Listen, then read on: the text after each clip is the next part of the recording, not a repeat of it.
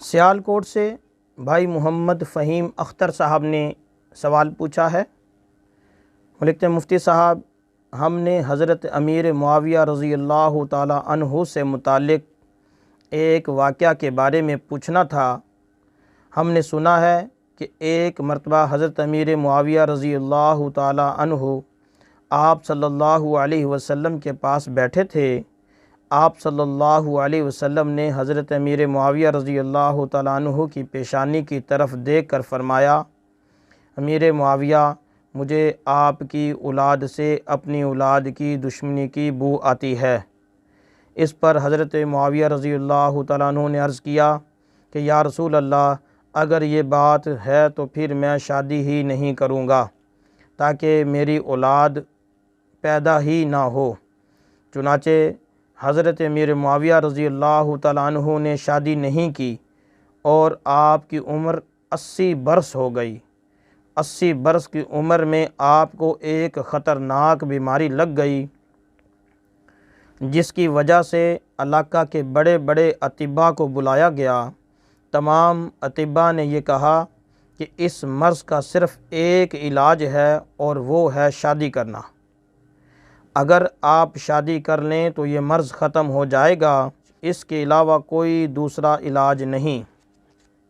اس پر پھر آپ کے رفقا نے آپ کو شادی پر مجبور کیا، لہٰذا آپ نے شادی کی۔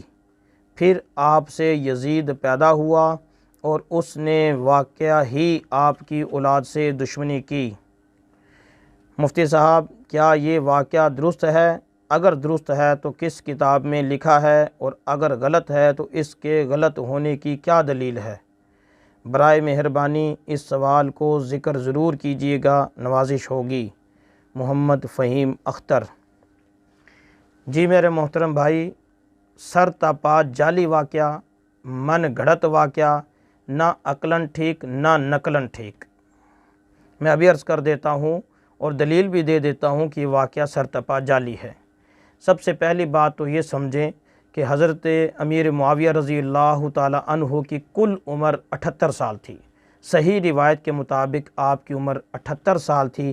80 سال آپ کی کل عمر ہی نہیں ہوئی، تو پھر یہ کیسے صحیح ہو سکتا ہے کہ 80 سال میں مرض لگے، پھر اس پر اطباء کو بلایا جائے، پھر وہ آپ کو شادی کا کہیں، پھر اس کے بعد آپ شادی کریں، پھر یزید پیدا ہو؟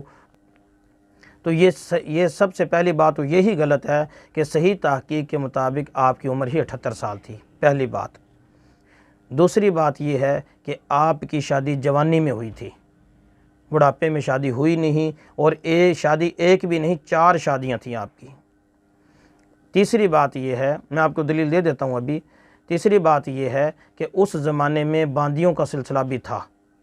اگر کسی کوئی ایسا مرض لگ بھی جاتا ہے جس مرض سے شادی کرنے کی ضرورت ہوتی ہے، آج کل چونکہ باندیاں تو ہے نہیں، آج کل تو صرف شادی ہی کرنی پڑے گی، لیکن اس زمانے میں تو باندیاں بھی تھیں۔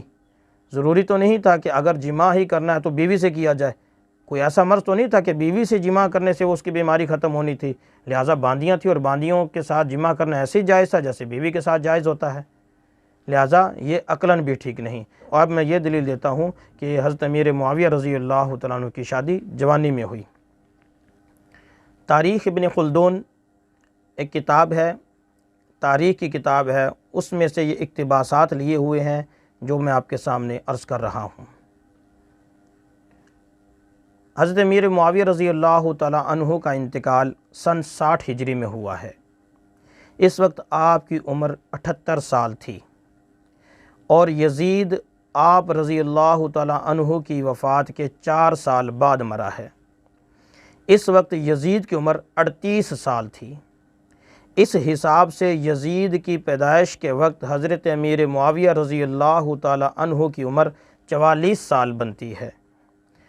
اب تاریخ اس بات کی گواہ ہے، تاریخ کی بہت ساری کتب میں یزید کی بھی عمر لکھی ہے، حضرت امیر معاویہ رضی اللہ تعالیٰ عنہ کی عمر بھی لکھی ہے، حضرت امیر معاویہ رضی اللہ تعالیٰ عنہ کی وفات بھی لکھی ہے، اور یزید کس عمر میں کس سن میں مرا وہ بھی لکھی ہے۔ ان سارے قضیوں کو اگر ہم جوڑیں تو یہ نتیجہ نکل آئے گا کہ حضرت امیر معاویہ رضی اللہ تعالیٰ عنہ کی شادی 44 یا اس کے لگ بھگ ہوئی ہے، 44 سال یا اس کے لگ بھگ۔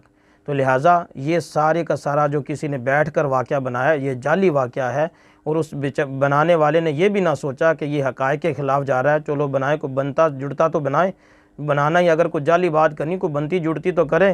اس نے ایسے جعلی بات کی، واقعہ بنانے والا شریعت سے بھی جاہل تھا، تاریخ سے بھی جاہل تھا، حقیقت سے بھی ناواقف تھا، اس لیے وہ کسی قسم کی واقفیت نہیں رکھتا تھا، تو اس طرح کا من گھڑت واقعہ بنا دیا۔ لہٰذا میرے محترم بھائی، اس طرح کے واقعات صحابہ کے ساتھ جوڑنا جائز نہیں ہے۔ صحابہ کی زندگیاں بڑی مبارک زندگیاں ہیں، اس طرح کے واقعات کو ان کی طرف منسوب کرنا درست نہیں ہے۔